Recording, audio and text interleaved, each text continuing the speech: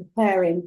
Rise up, family. Welcome, welcome. It is Wednesday. It is Ujama Day, and we are live and direct to the world. This is surely an international platform. I've got guests in the house, as you can see, family, and we are rearing to go. We are ready to share with you. We've got our brother comrade Kabbalah all the way from South Africa. We've got our sister Lillian all the way from Kenya. We've got Leader Bandaka all the way from the UKKK.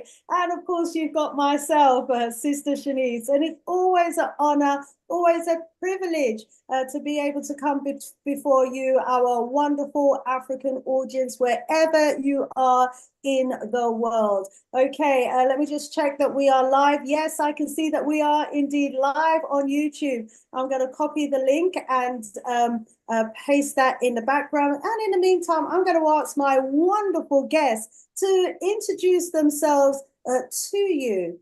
Let's start with our brother, comrade Kabbalah. Welcome, welcome. Please introduce yourself, brother, to the audience. Oh, I'm not hearing you. Now, I was hearing you backstage. Not sure why I'm not hearing you now. Oh, can you hear me now? Hearing you now. Wonderful. That made Sorry all for the that. difference. Thank Go you. ahead. Yes, this is Kabbalah from the African Continental Unity Party.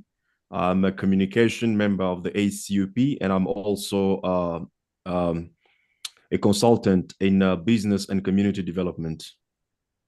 I'm author of 2 books as well. That's basically what I can say, and a very much revolutionary Pan-Africanist. And I'm glad to be here, Queen. Thank you very much for having us. Privilege. Thank you so much for agreeing to join us on the show today. Let's go to our queen in the house, Sister Lillian. Rise up, rise up. Sister Lillian, please introduce yourself to our audience. My name is Lillian Niva Magero from Kenya. I am an African woman. I am a youth leader under East Africa and also in Africa. I am a human rights defender, and I work under an organization, let me say it is a movement, Motherland Youth Foundation Movement, which is under Pan-African Youth Integration Movement. And our main focus is promoting unity in Africa, unity and culture in Africa. I'm very glad to be here, and I'm very glad also to share with the world what is happening in our country and even in Africa as a whole, our continent. And also I want to share what we need to do, we as Africans, so that at the end of the day, we can have the Africa that we want. Yeah, thank you. And thank you for watching. Yeah. Thank you so, so much, Sister Lillian. And you're no longer a stranger to this platform either, because you were here with us, very recently, last month, and you had so much more to share, hence why we invited you back again. So thank you for agreeing to come back again at this pertinent time in Kenya's history. And our very own Leader Bandaka is in the house. Welcome, welcome, Leader. You're no stranger either, but you know what? There may well be some new visitors to this platform. So please introduce yourself to our audience. Tendai Mwari, it's an absolute pleasure. Kudzai Mudzimu Mukuru. Give praises unto our great ancestors. Rumbid Zokuna Mwari Africa, to the God of Africa be the glory.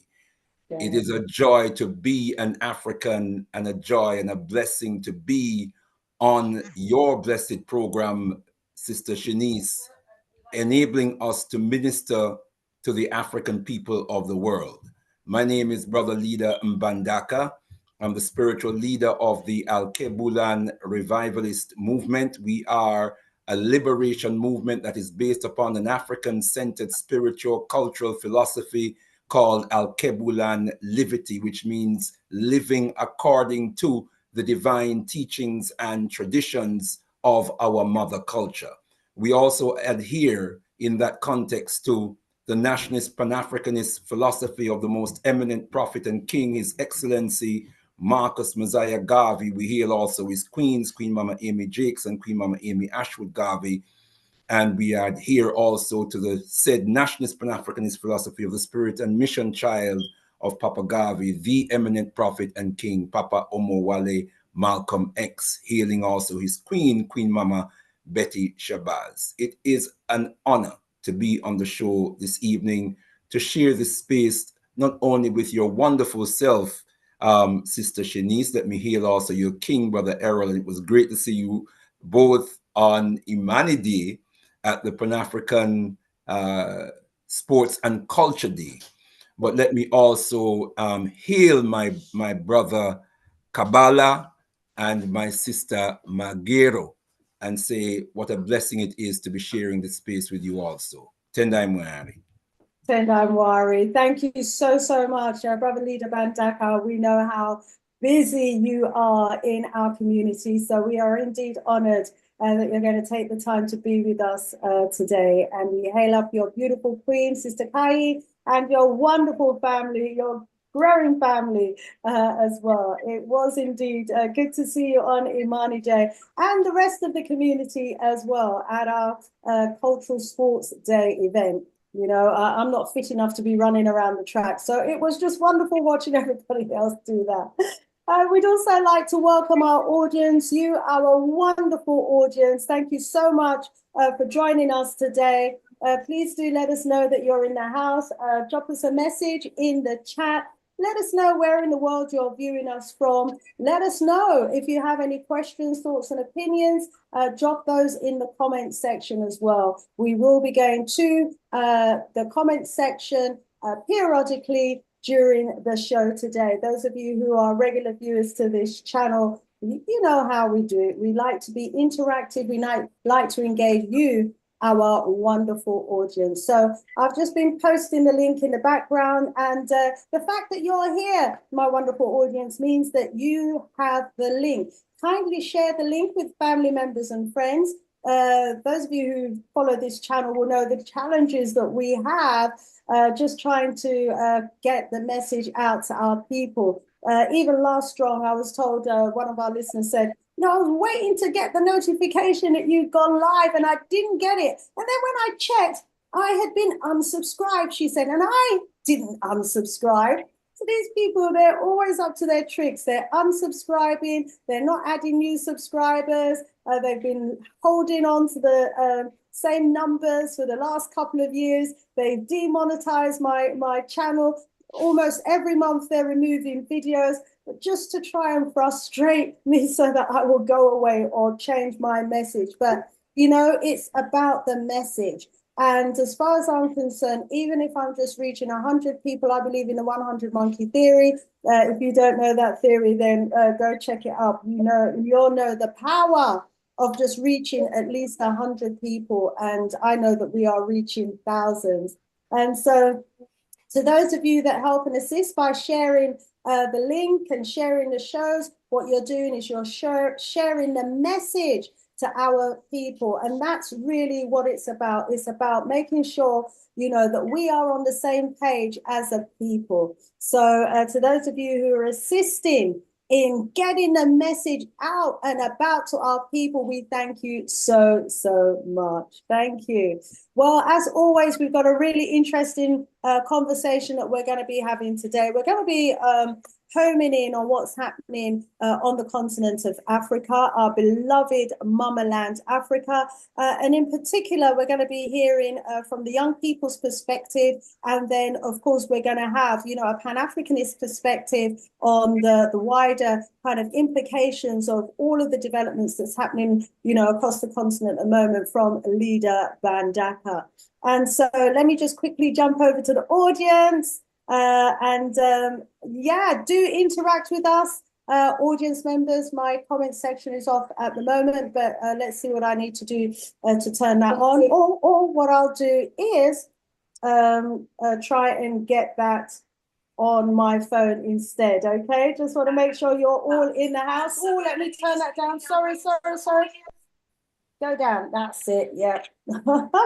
Yeah, I don't want to be the one that's yes, I can see we've got family members in the house, and I can see that we've got some messages coming in as well. Can't see the messages yet. It's telling me about guidelines, but I will be able to get past that and get to see the messages soon. And as promised, I will be bringing you into the conversation. Family, as you can see, I've got a new flyer up here. What does that mean? Yeah, it means that Dr. Clyde Winters and myself, we are doing it all over again, backed by popular demand. I want to rise up all of those that did the last Black History training course with us. This is a course where we actually brought a huge amount of evidence and information to just demonstrate to our people the wealth of history that we have here in the UK and in Europe that has been buried. So we've been digging up all of that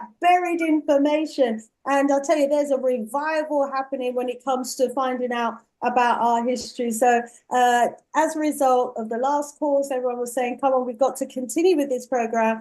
We've been continuing to do the research, and we're bringing a lot more new information to you, our wonderful listeners and followers. And so if you're interested in uncovering African history that's been buried, about the existence of us as Africans across Europe, and in particular in Britain, then this action-packed course is for you. It's an online training course, and we're going to be starting it on Monday, the 9th of September, from 7:30 to 10 p.m. Well, sometimes we're here till midnight, to be honest. But anyway, we won't tell you that. But it's from 7:30 and officially through to 9:30 p.m. And it's presentation and discussion style.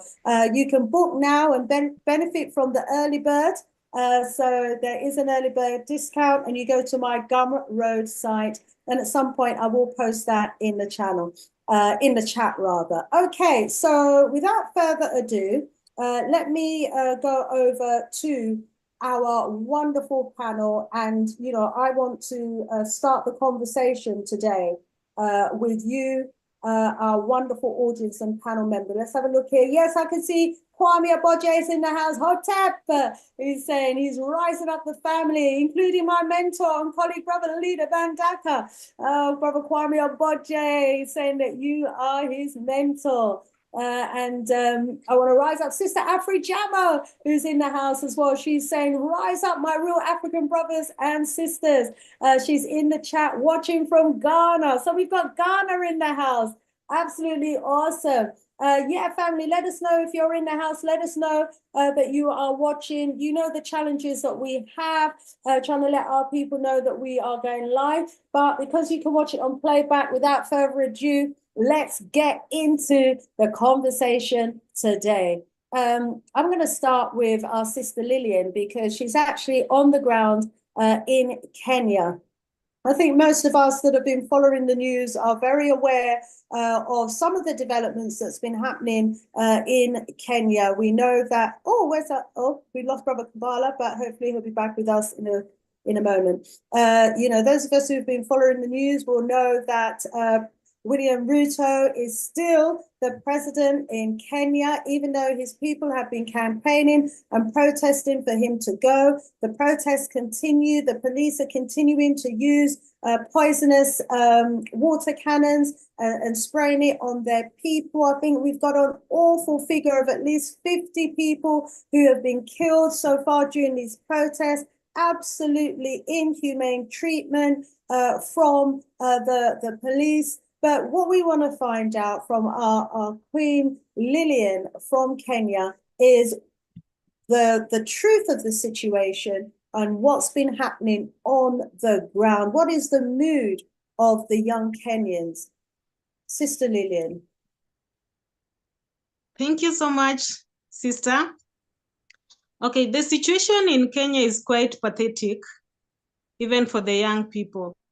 And I think I'll elaborate in a way that our leaders, they don't understand what we want. They don't understand the language that we are speaking, because when things are the things that they are doing are totally different with our demand. I think our message was very clear when we are saying that Ruto must go. When we are saying Ruto must go, there is a reason behind it. Why is it that the young people are insisting that Ruto must go?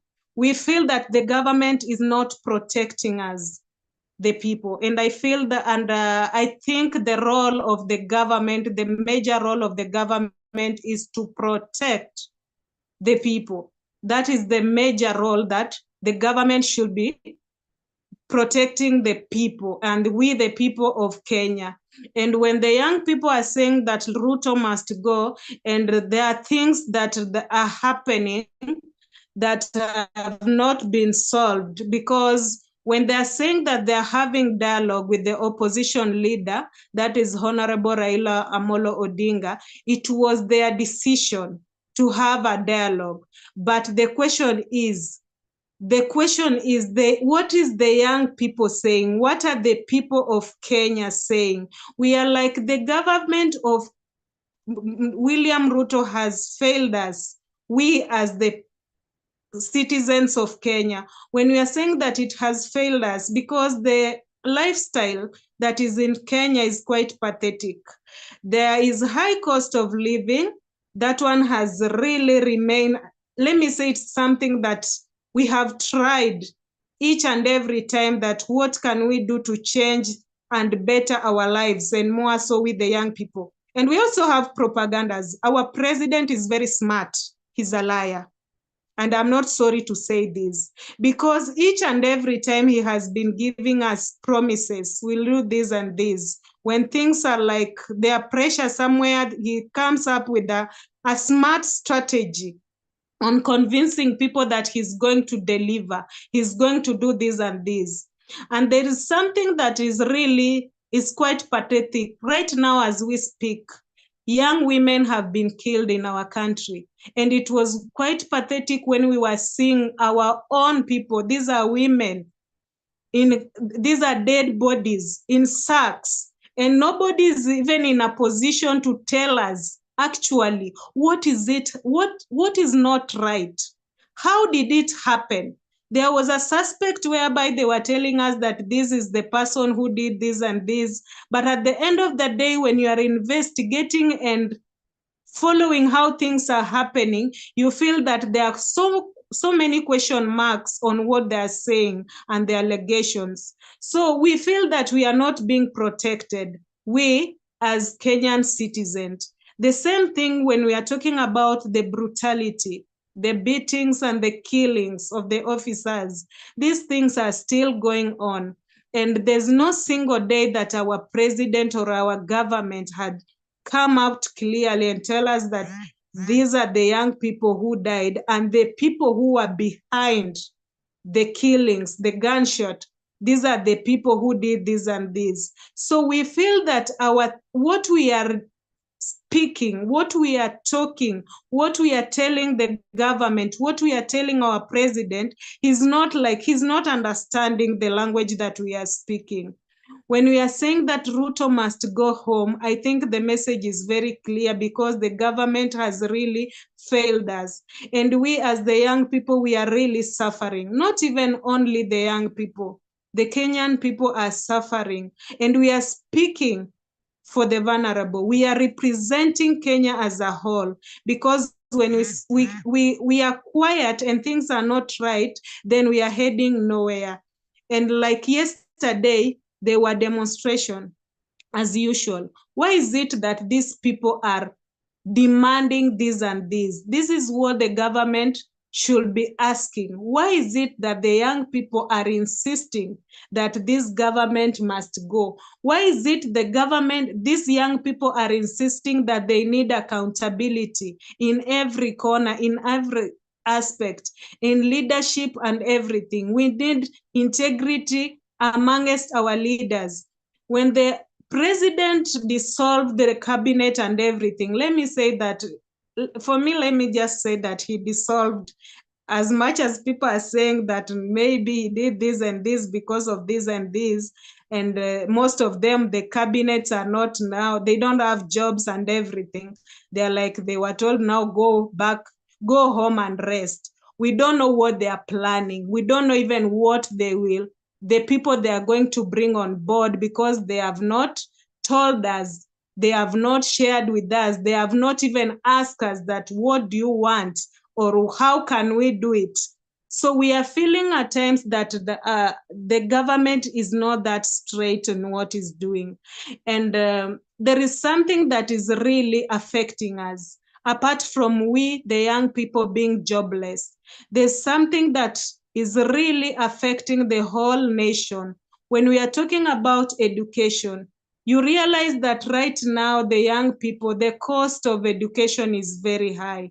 We had help and everything that was helping the young people.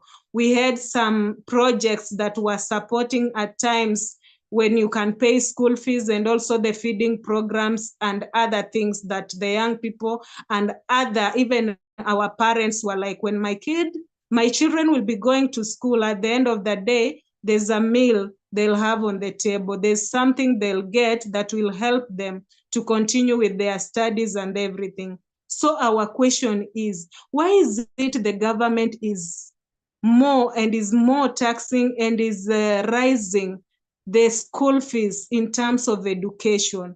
And we ask ourselves, because when I'm well educated, is it that there's something they're hiding from us? Is it that there's something they don't want us to know? Because when majority of the people and the young people are going to school, I think you understand the meaning of education. Because once you are enlightened, there are things you will be like, this one cannot happen. There are things that you will come out clearly and give evidence. This is what is happening. So we don't want this and this. So when education is being affected, we feel that our future is not bright, even for the future generation. And we feel like there are things they're hiding from us, because when the school fees is very high, some people will not manage to go to school. Even the vulnerable, they will not manage to pay the school fees and everything. So when these people remain where they are, what do you expect in the future? What do you think that will we even have the Africa that we want? Will we even have the country that we want? Will we even have the people that can come up straight and speak out when something is wrong? And I think also the government has realized that the young people are more enlightened right now. And then there was something that our president was speaking, and he was very comfortable on the media everywhere. He was telling us that we are being sponsored with the young people. When we are speaking out, when we are demonstrating, they are telling, because things are not right, but he's telling us that there are people who are sponsoring us. So my question is to the president and even to African leaders, how can you sponsor almost 80% of the young people on the street to just come and speak out what is in their mind?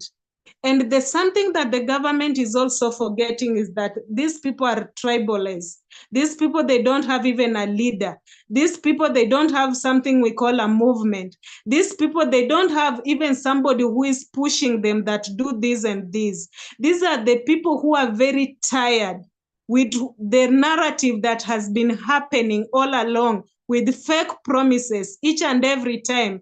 The government is telling us that they'll do this and this. We give them time we give them time so that they can implement what they have been telling us that they are going to do. But at the end of the day, there's nothing. We are just seeing the government official with big cars and high lifestyle and everything. They're bragging to us on social media the way they have, I don't know, their shoes, they're costing a lot of money and everything. And these are our money. These are the taxes that we are paying, we, the people of Kenya. So there's something that is not clear between the young people and the government, between the people who are staying in Kenya and Kenyan citizens with the government, because we feel that this person is trying to manage us. When I'm saying that this person, I'm talking about our president. I'm talking about our government. They're just trying to manage the situation so that things can be They are coming with ways to silence us, and that is not possible. Because we are awake. We, the young people, we are very awake.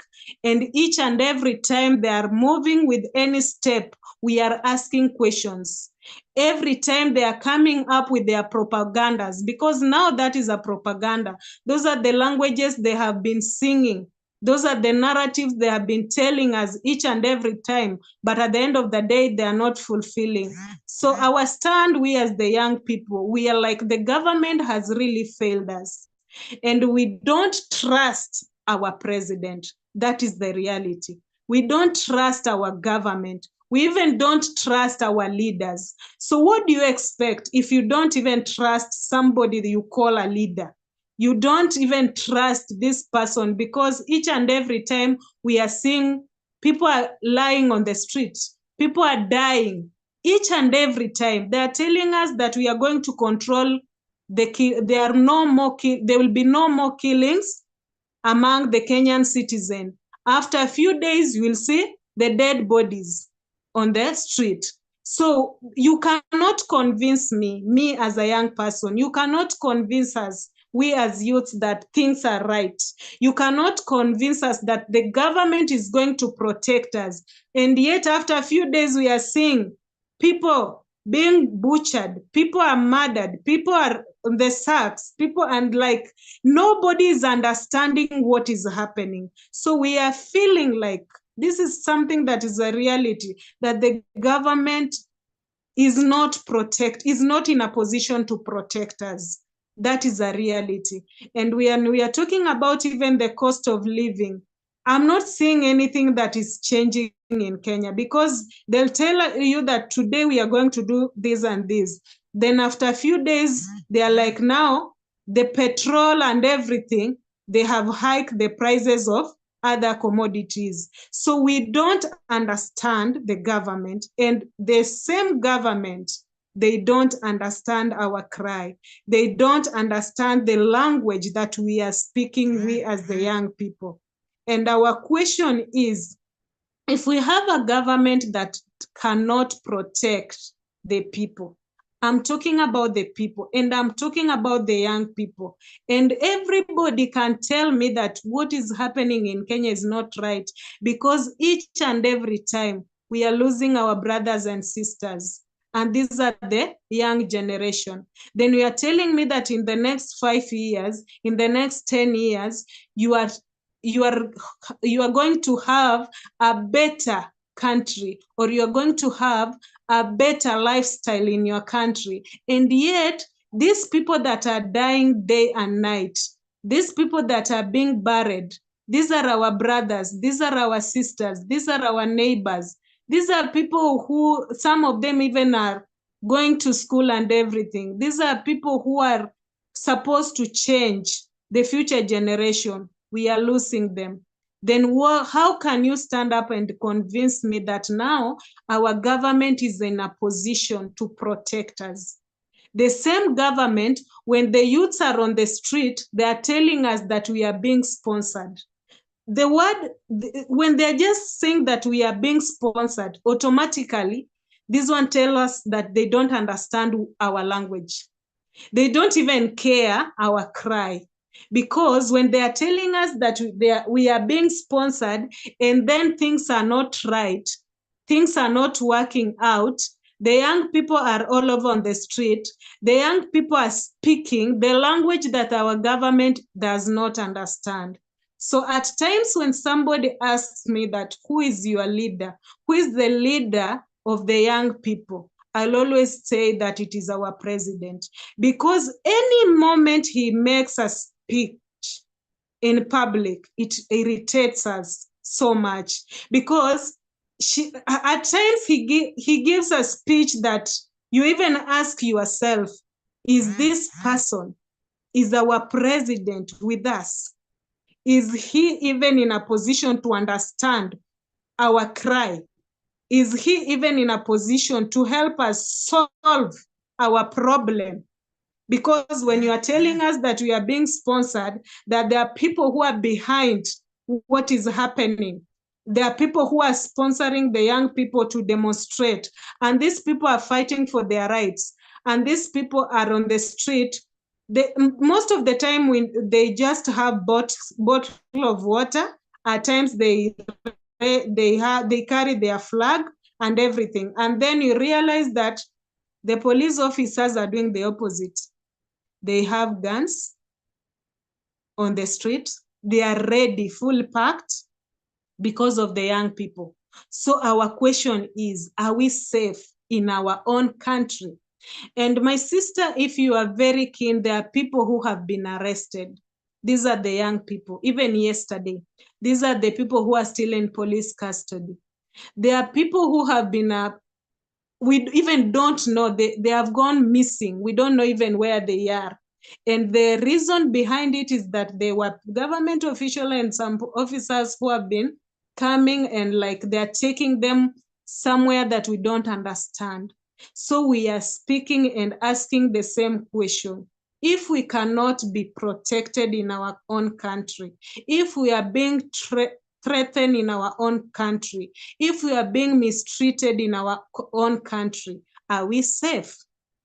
And this question I'm asking to our government and also to our president. Are you in a position to protect us? Are you in a position even to listen to our cry? Are you in a position even to change our lives? Or you are trying to manage the situation so that at the end of the day, you will be like, I did this and this for the young people, in the name of the young people, in quotes. This is a question that everybody is asking. And this is the question that we are asking amongst ourselves. And that's why, the reason why we are still demanding that Ruto must go, and the main reason why we are always on the street, we are like, Ruto must go. This is something that is very clear that things are not right.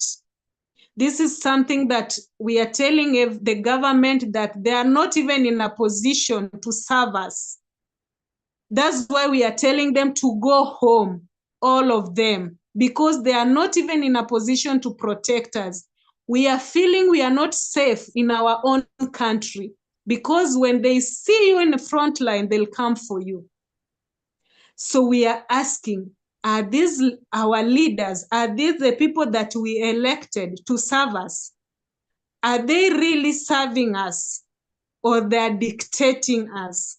And we don't want to be in a country where we are being dictated, where when we are talking about accountability, they feel that it is wrong. Why is it that when somebody is saying that we need accountability, you are feeling to be irritated when things are not right? When you are doing the right thing, I don't think you'll be even in a position even to shake. I don't think you'll be even in a position even to ask yourself several questions when you are doing the right things. When actually there's transparency in everything that you are doing, even in your country, you as a leader. I don't see even the need to panic. I don't see even the need of even putting the security officers on the street. And even these officers, sometimes we don't blame them because they are under commands. So our question is, we want to know who is behind, who is commanding these officers, because they are blaming the officers each and every time. And we know that there are some leaders who are behind. These are the leaders who are commanding them to do this and this. And now, because it is their duty, and even maybe if they fail to do the same, there will be some consequences. So they feel like, let me just do it, because I don't have any other option. So we need our leaders to tell us who are even behind these people who are commanding the officers to do what they are doing. We want to know who are they. Because recently you have just seen the police boss who resigned. And then we feel that there's something very fishy. There's something that is behind, that is hidden behind the curtain, that the government is not even in a position to explain. There's a secret they're hiding from the public. And that is the reality. And when we speak out and they're like, somebody's sponsoring us, There's nobody who is sponsoring us. We have been observing. We have been going to school to work hard. We have been observing everything that they are doing in our country and even outside. And we normally ask questions. Why is it that each and every time Africans are crying? Why are we cursed? But we are not cursed. So we came to realize that it's not that we Africans, we are cursed. We cannot be like other countries which are developed. It's only that we have something that is being done in our country, in our continent, that is not right. And these are our leaders. They are doing things that are not right. They are looting everything that we have. They are looting everything that can make us grow. They are looting everything because they have something that they feel that I'm the one who need to be in a certain position. They don't care even about the people who have elected them. They don't even care about the vulnerable in the community. They don't even care about Africa or Kenya as a whole. They serve their own interest. And each and every time we've been asking that, when you hear floods in Kenya, we are crying. People are dying. We are like, we need help. We need other people to help us. We need the people from the United States to help us. And yet, our continent is very rich, even in silver and gold. Our continent is the best continent that anybody can be happy to be in. Even to be, I normally say that I'm very happy and I'm proud of Africa. So we are crying each and every time because of our leaders. So we have been enlightened. We know what is right. We know what is not right. That's why we are speaking out. It's not that we are speaking out because somebody is sponsoring us. Yeah. Thank you so much, Sister Lillian. You have made it absolutely clear, I think, to the politicians in Kenya and to us who are listening as well, you know, what the views are and what the situation is on the ground. Clearly, you know, it's a new day. It's not like the old days when the African governments could just dictate to the people and not be accountable and not answerable to the people. You know, as you said, this young generation is an enlightened generation. You can see very clearly what's happening, and you're all not prepared to tolerate what, you know, the abuse of power and the misuse of the country's resources, and for just a small number of the government officials to be living the high life whilst the majority of the population suffers. You know, making education so expensive now so that the next generation can't get a decent education. And then when you do get the education, there's no jobs at the end of it.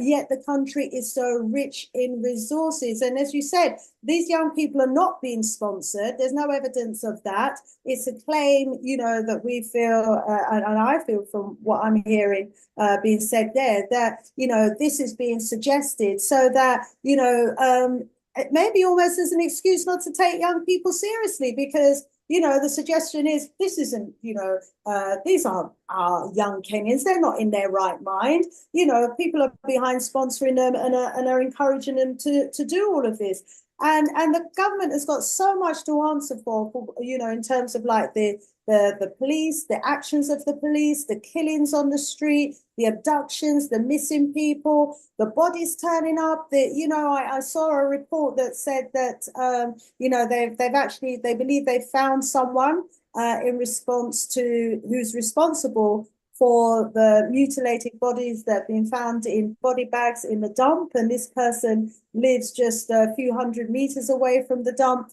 But, you know, how many of those is he responsible for? Do we know yet, you know, if any of those that have turned up dead were actually on the demonstrations or not? You know, so there needs to be further investigation to make sure that, you know, they do actually have the right person who is responsible for, you know, those murders. And he's been accused of about 50 murders, you know, over a number of years. And it's very suspicious how they've suddenly been able to find him so quickly, you know, when it looked as though the fingers were going to be pointed at the Kenyan police, maybe as having some role in some of these extrajudicial killings. So it appears. But they've got a suspect, so we wait to get the outcome of that. Brother Kabbalah, you've heard from our sister Lillian from Kenya about, you know, the fact that they feel that the government has failed them, and this is an enlightened generation, and failure is not an option. You failed to protect your people. You failed to provide for your people as a government. You failed to keep your word to your people. This generation is saying, you need to go. You have to be, you know, gone. And we've yet to get around to what we want to see or who we want to see in his place. But clearly the Kenyans are saying, from what I'm hearing, they've been failed long enough and things have got to change. You're maybe seeing what's going on in Kenya from South Africa.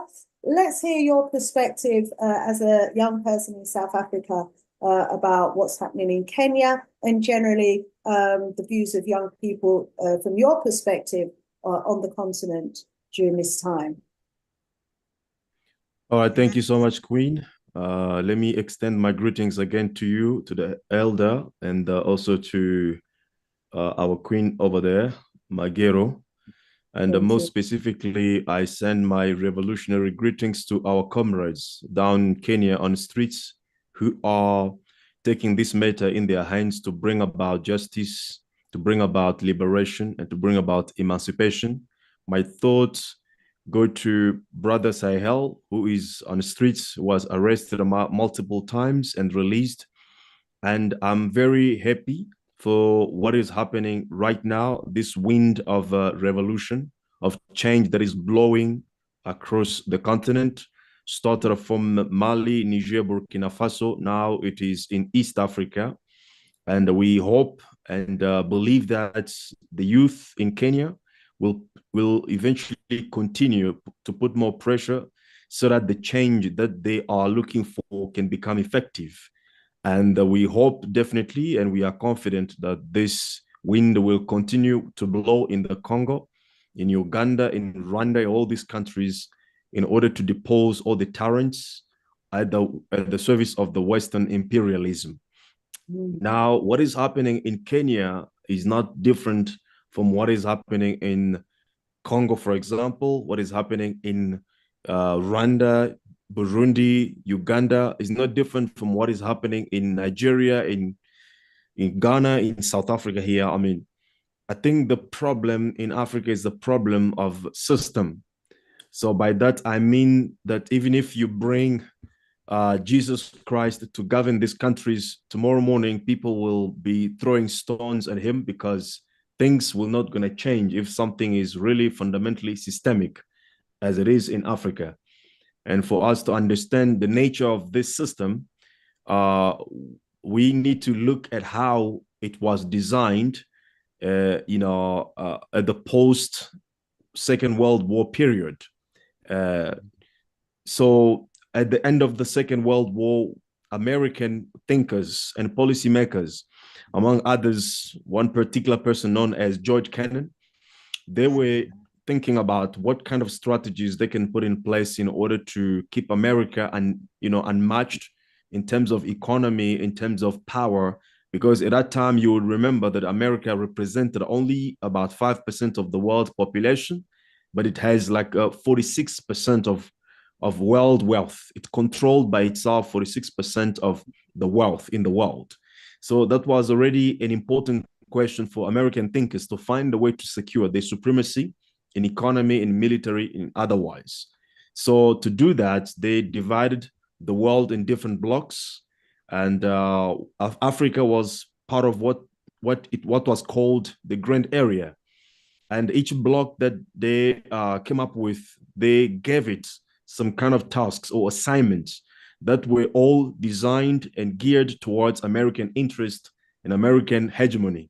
So, for example, in Grand Area, where Africa found itself and other countries of the Middle East, the assignments given to African countries was to provide the raw materials of Africa to the Western imperialism, particularly America, England, France, and all these colonialist powers.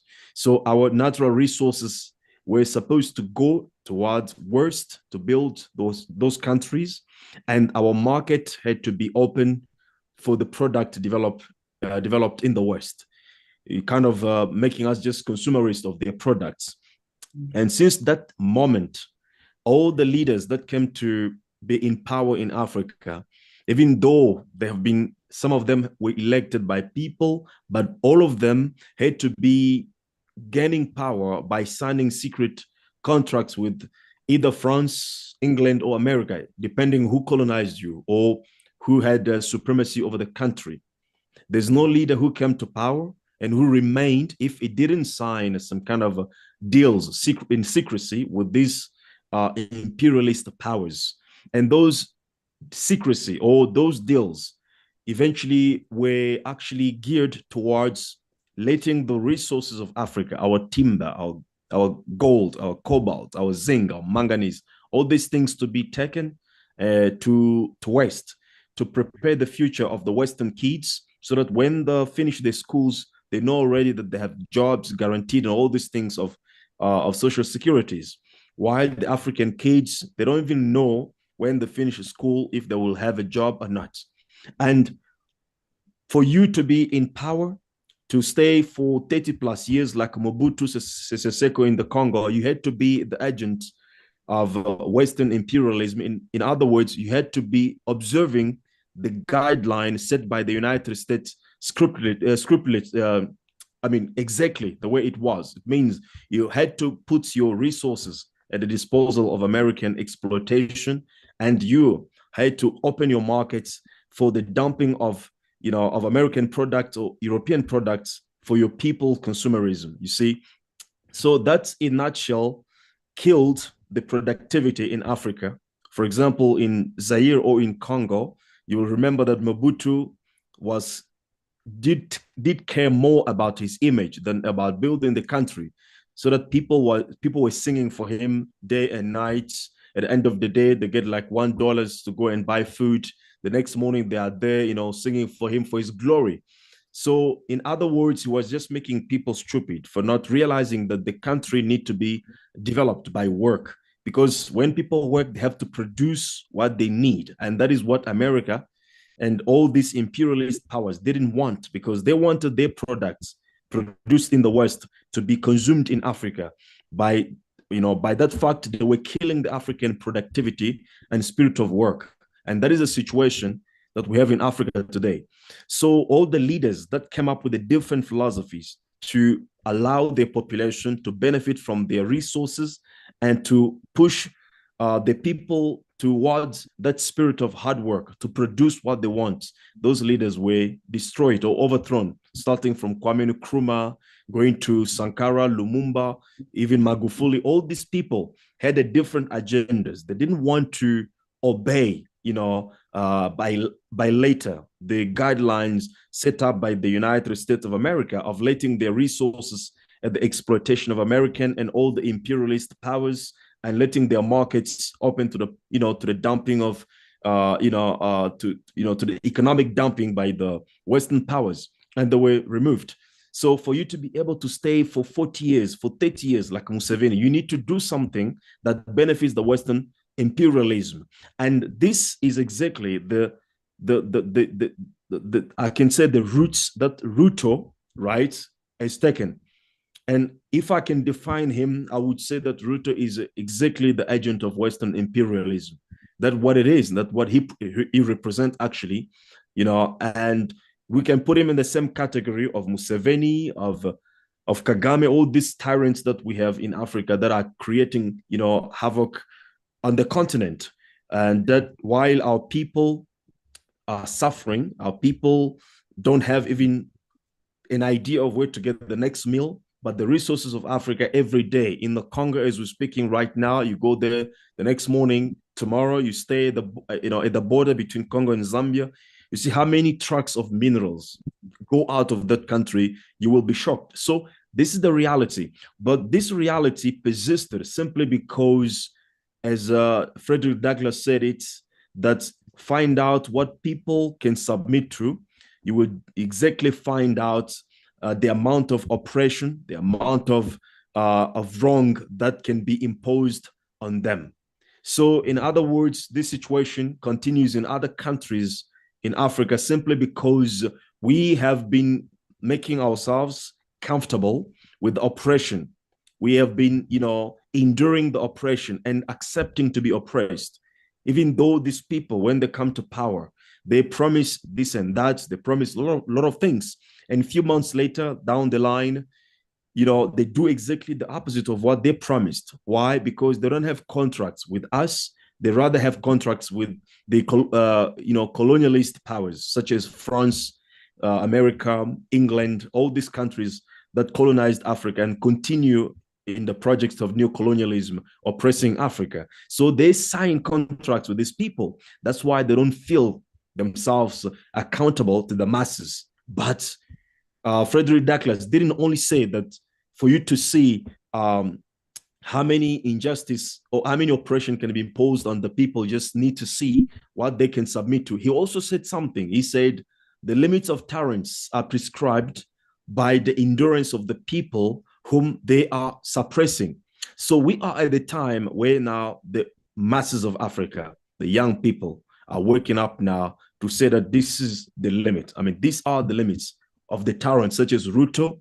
These are the limitation of the tyrants such as Kagame, such as Museveni. All these people, their time is numbered. And this is now the awakening voice, of revolution sweeping across the continent that is happening, which is happening as we're speaking right now. So Mali, Burkina Faso, Niger was not the beginning and the end.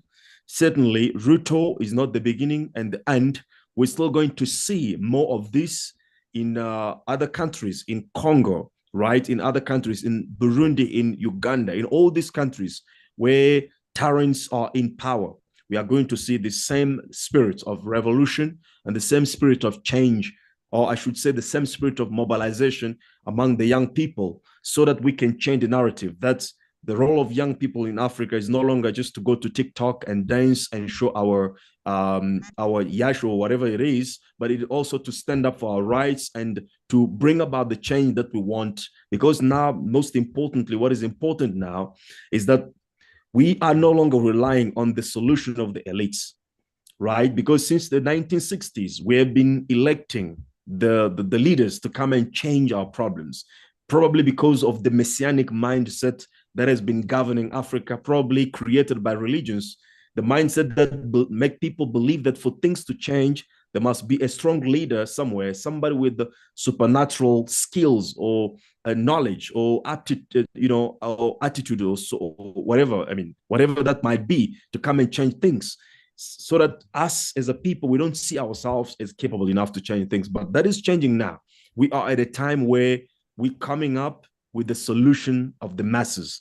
The solution of the elites has failed. Now it is time for the solution of the masses. And that is what is happening in Kenya now. And all of us on the continent, we are supporting Kenyan youth. And we are looking forward to have the same energy taken out or sweeping countries such as South Africa, countries such as, Ghana, Nigeria, Congo, and so on and so forth. Thank you very much. Thank you very much, Brother Kabala. Yes, there is a revolutionary change sweeping across the continent. And this is a new generation, Brother Leader Bandaka. They're not prepared to put up with what our generation maybe put up with for far too long. He remembered and called on the names of some of those great ancestors of ours who, if they were allowed to run their country, we would be seeing a very different Africa today. I'm absolutely sure of that. But there were those in positions of power who wanted to see Africa maintained as just a consumerist continent.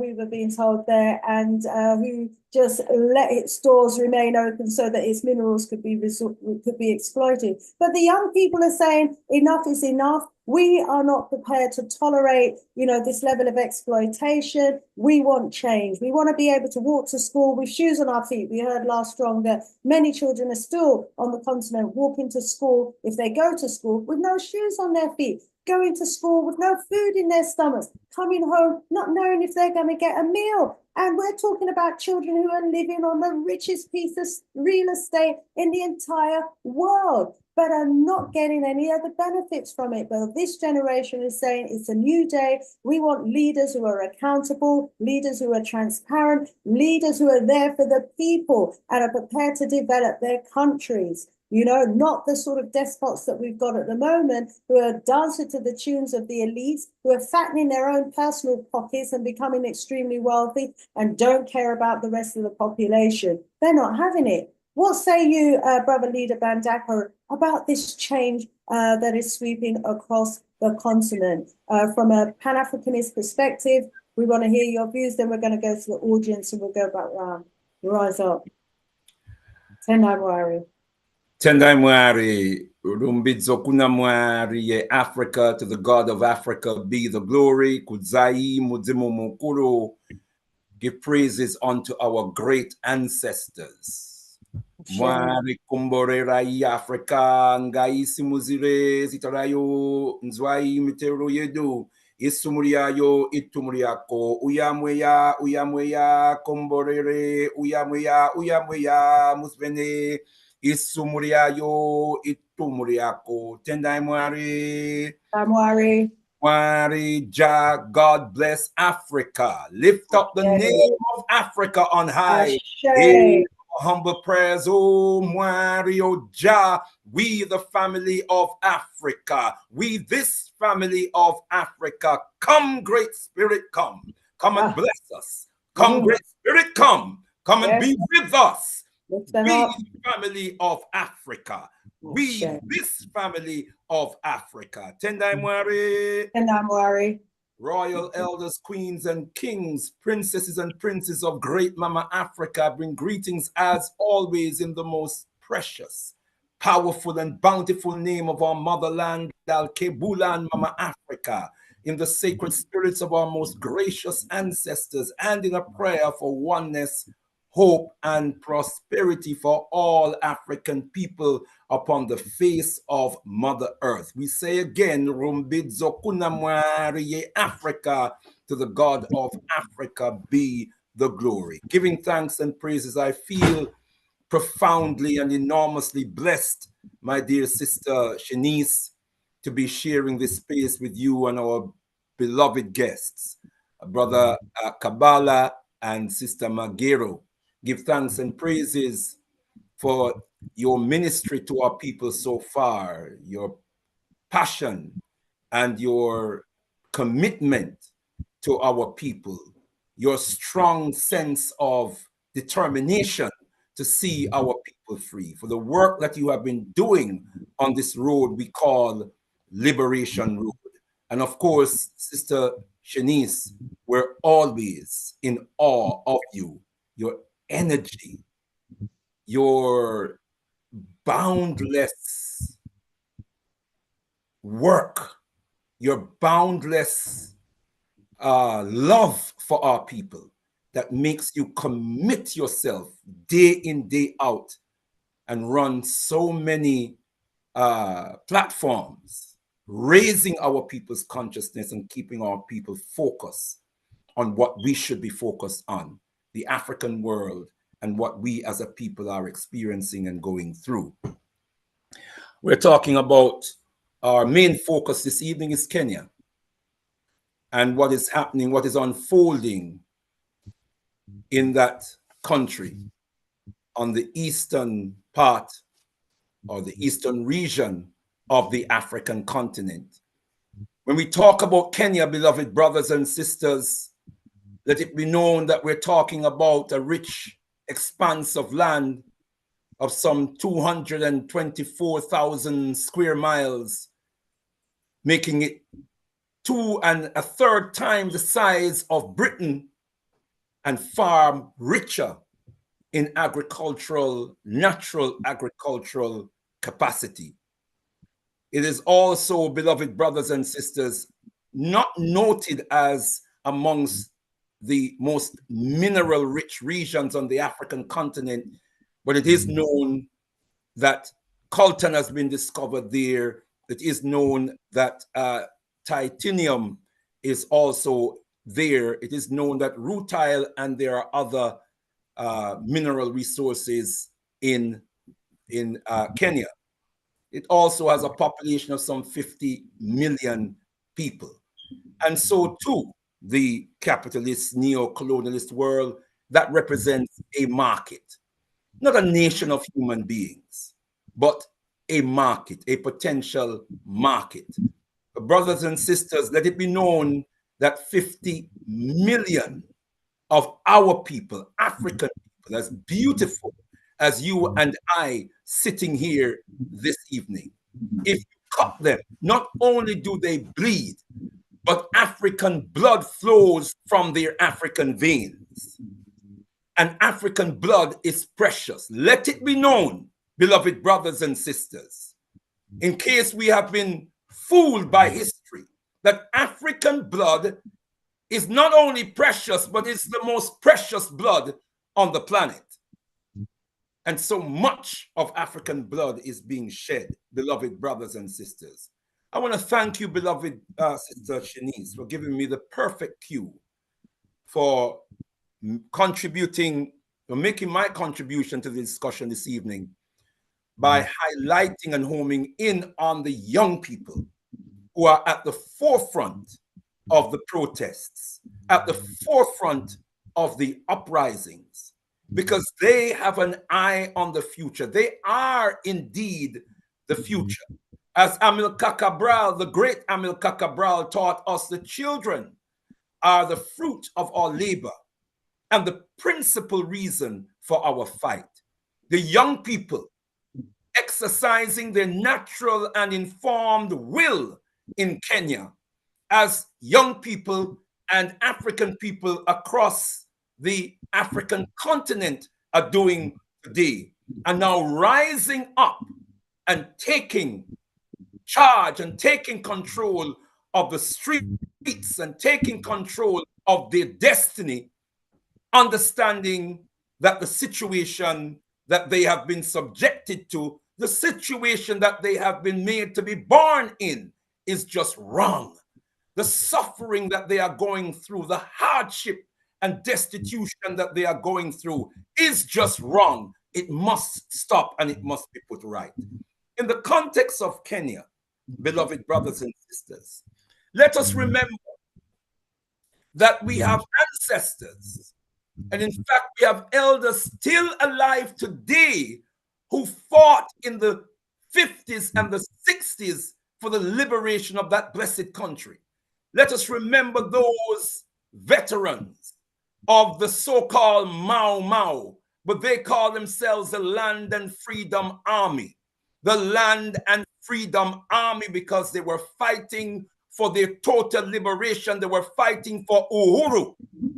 This is where the African world learned the term Uhuru. It came from the lips of our fighting, our resisting Land and Freedom Army warrior kings and queens who were chanting Uhuru, Uhuru, Uhuru, meaning freedom, freedom, total liberation.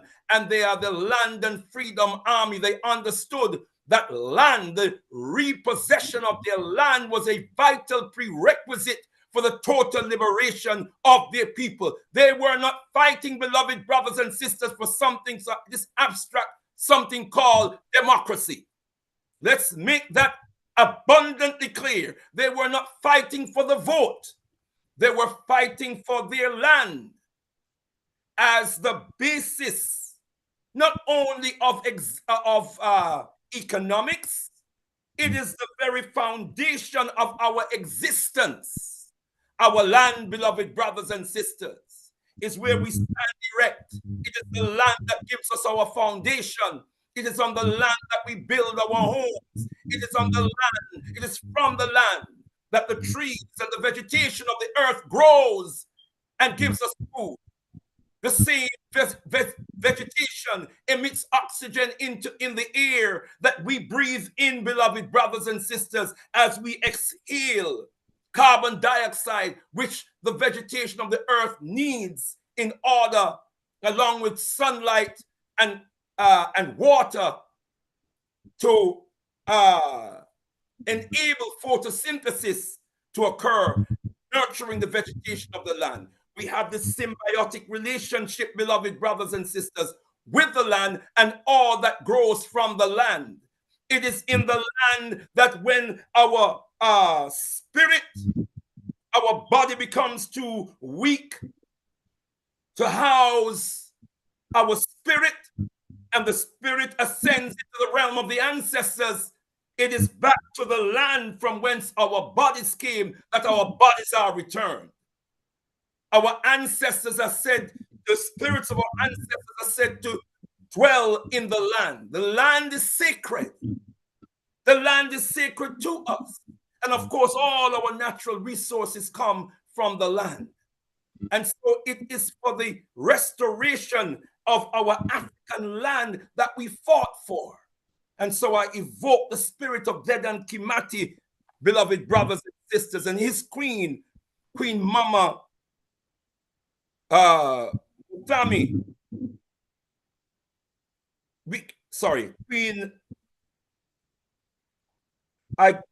Queen Mama Mukami.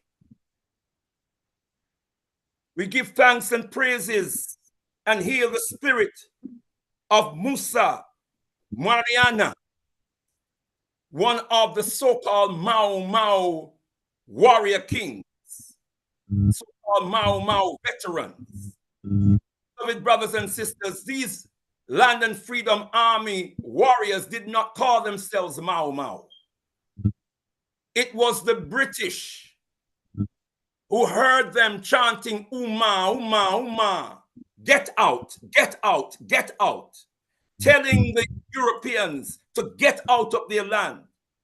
But they didn't hear the first syllable, the U, they heard the M, the Mau, and they called them the Mau Mau.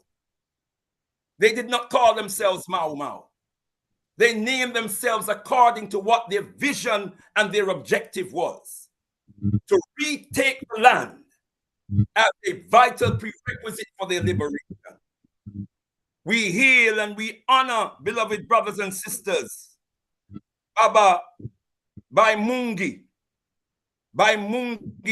Marete, also one of the freedom fighters of the Land and Freedom Army, and his queen, Mama Muthomi. We hear them and we evoke their spirits.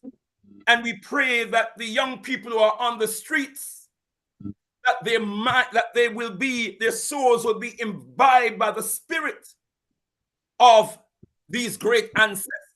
That their minds, their bodies are guided and protected by the spirits of these great ancestors as they stand up for what is just, what is right, and what is good.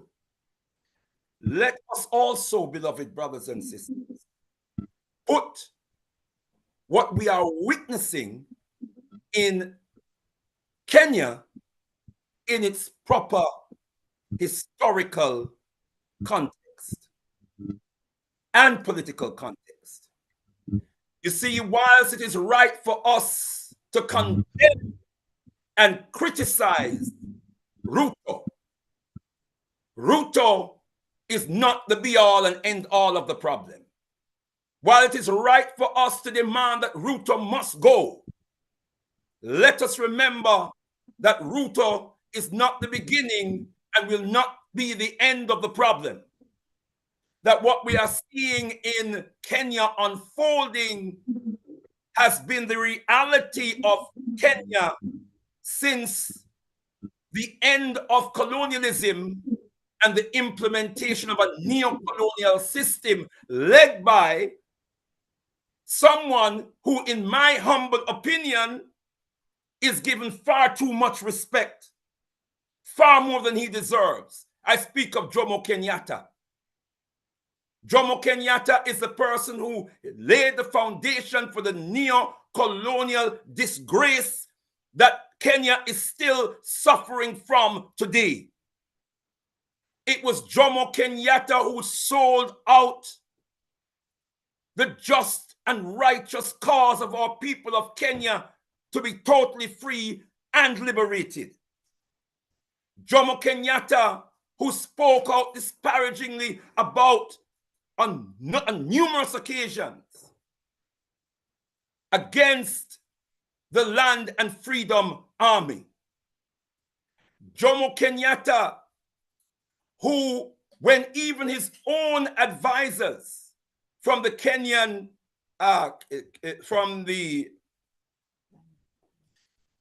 from Kanu,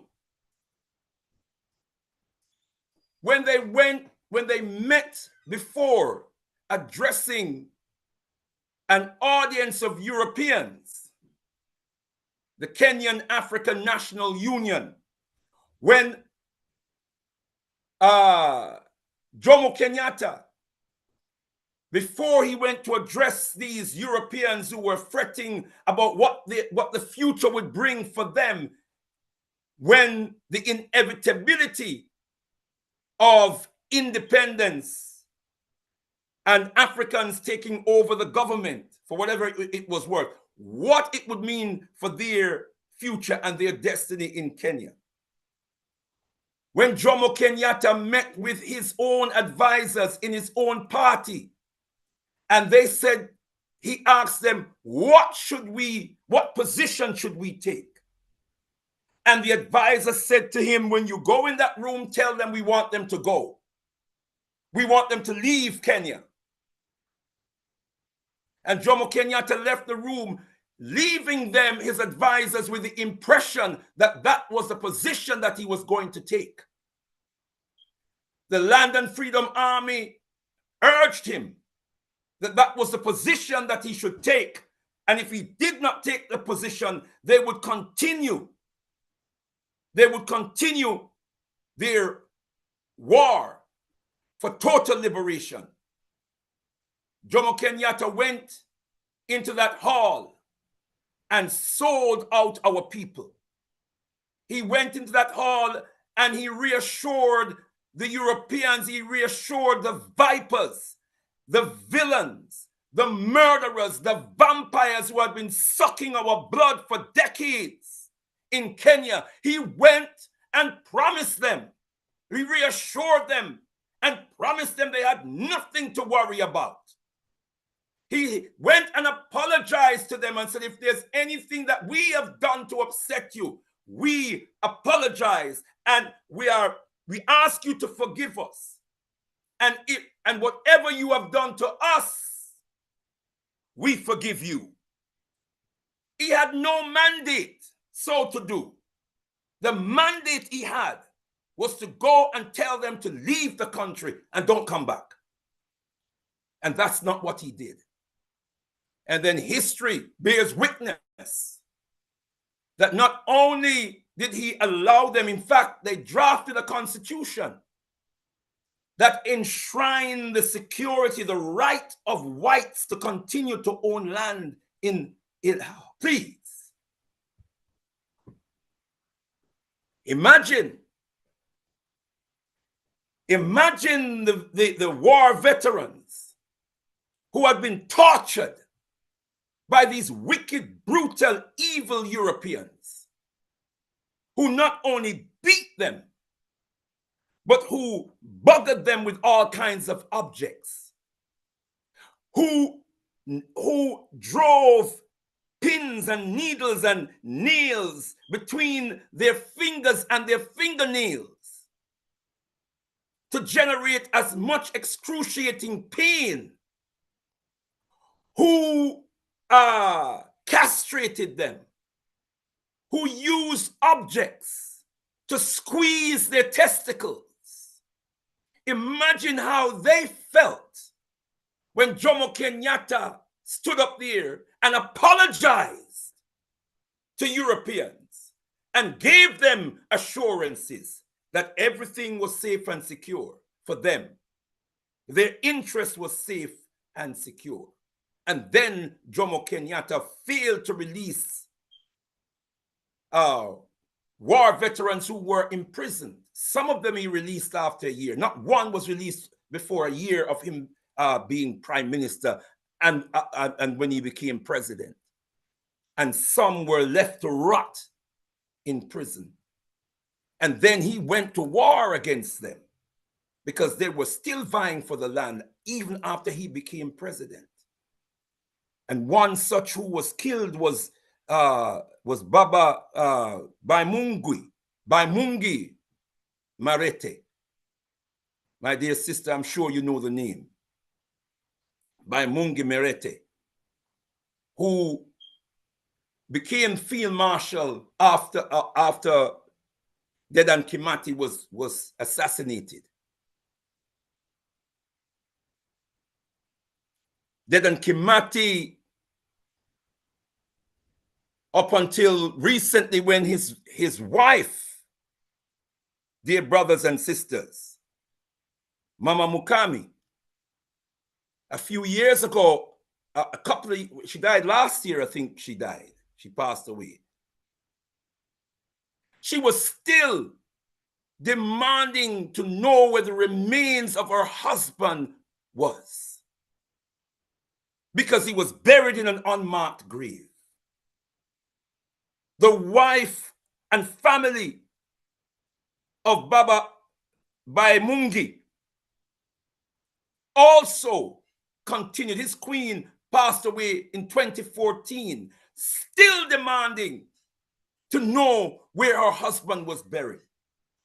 When they killed him in 1965, they paraded his body around the community as some trophy. They paraded his body because the Mau Mau had to be moved out, so-called Mau Mau had to be moved out of the way so that Jomo Kenyatta and his government could promote European interests. And let it be known that the political system that we have in Kenya today was set in place, in train by Jomo Kenyatta, the second president of Kenya, Daniel Arap Moi, was a protege of Jomo Kenyatta. Moi he was vice president under Jomo Kenyatta, became president after Jomo Kenyatta died. And he served from 1978 until 2002 uninterrupted, carrying on the same sellout policy in Kenya. And then after him was Kibaki, Mwai Kibaki, who was also a protege of Jomo Kenyatta and Arap Moi. A continuation of the same policy, even though he broke away from Moi, but his politics was the same. He just wanted to be leader.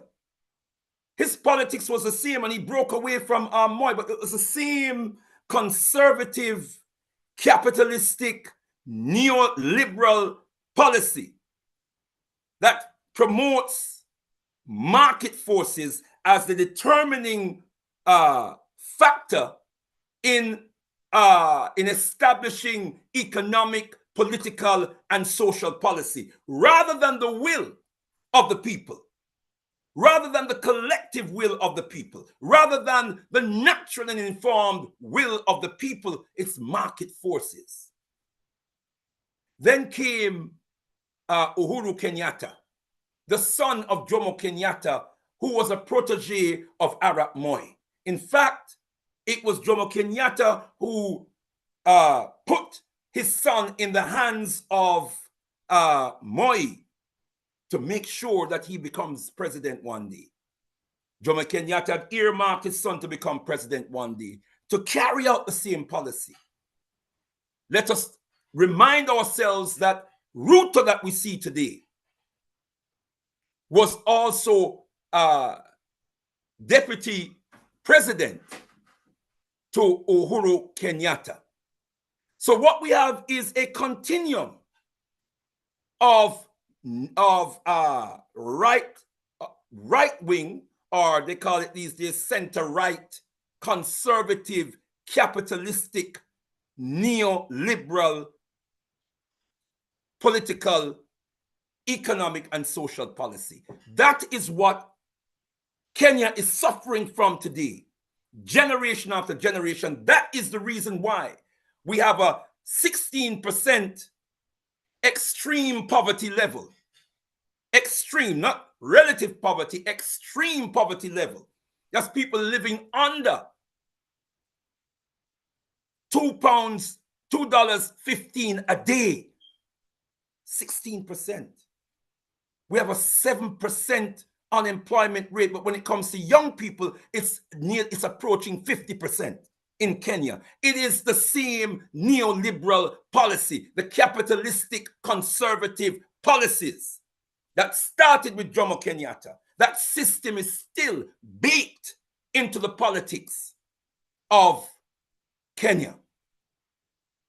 That is what we're seeing today. And what is needed is a radical transformation of the politics of Kenya. A revolutionary transformation. In fact, I saw on footage, I'm going to round up very soon. I saw on footage, beloved brothers and sisters, one young person in Kenya who was calling for a revolution of a complete revolution of the parliament and the politics of Kenya. That is what we need. Not just a removal, and that's why Ruto can play that game. He's not going to sign the finance bill, and he sacked his cabinet. It's all a game, as our sister said. It's a game. There's no fundamental change or transformation in place, beloved brothers and sisters. Let me round off on this. To crystallize the points I've been making, beloved brothers and sisters. We learn that the United Nations Population Fund, this is a fund within the United Nations, brothers and sisters, that defines its mission. It is supposed to be there to promote sexual and productive health. It's supposed to be a sexual and productive health agency. And its policy is, it says our mission is to deliver a world where every pregnancy is wanted. Every baby is safe. Every young person's potential is fulfilled. Now that on the face of it sounds pretty good. And when we hear that this organization of the UN, this United Nations Population Fund, is moving its headquarters to Kenya. It is moving its headquarters to Kenya. And that has been agreed by the Kenyan government. But who is this? Who is this body? What is this body? Well, in 1972, the United Nations, the World Health Organization, and a group by the name of UNGOAS, NGOAS, met, beloved brothers and sisters, to discuss sexual health and development. In 1992, beloved brothers and sisters, led by these three bodies, 166 countries met under the auspices of the United Nations, where they declared that the highest challenge in the world was population growth, and that they needed to find a way to control this population growth that they said was getting out of control.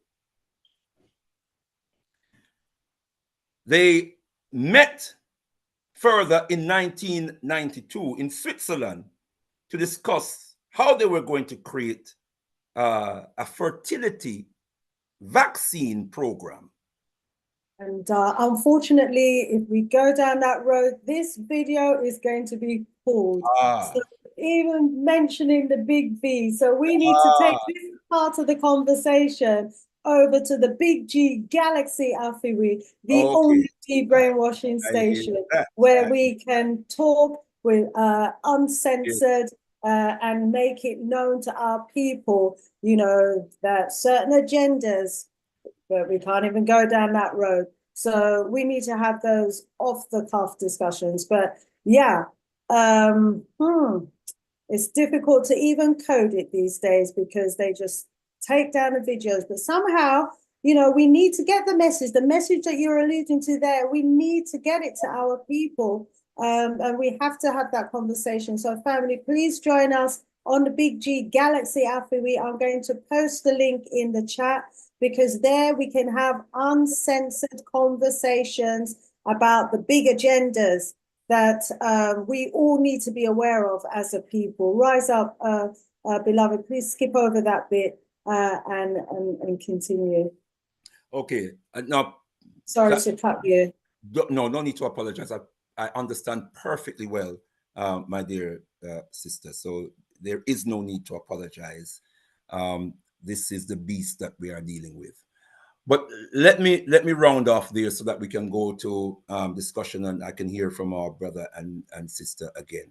What I hope to have done is to highlight the broader historical and political context of what is unfolding in Kenya today, that it's bigger than Ruto. That yes, we must condemn Ruto, we must chant him down, we must demand that he is expelled from office. We must do all of that, but do understand, brothers and sisters, that the problem is much, much bigger. It's the entire, and I believe Brother Kabbalah did also contextualize it in that way. It is a system. It's a neo-colonial system. And I want us to, what I also wanted to highlight is that many of our people who have suffered and died at the hands of that system, many of our people who saw the contradictions in the system and the cruelty that that system was heaping upon our people, and who stood up to resist that system, met brutal and cruel deaths. And so, beloved brothers and sisters, we need to pray for, and we need to give our solidarity to our young people who are on the streets. You notice that the government has deployed the army, having sent 1,000 soldiers to Haiti to oppress our people in Haiti. They've now put the soldiers on the street. The soldiers were supposed to protect the nation from outside invasion. You unleash the defense force on the people, the young people. So you know this is an insidious and vicious reality. And we must stand by our people of Kenya to make sure that they are victorious. Rumbidzo kunamwariye Africa.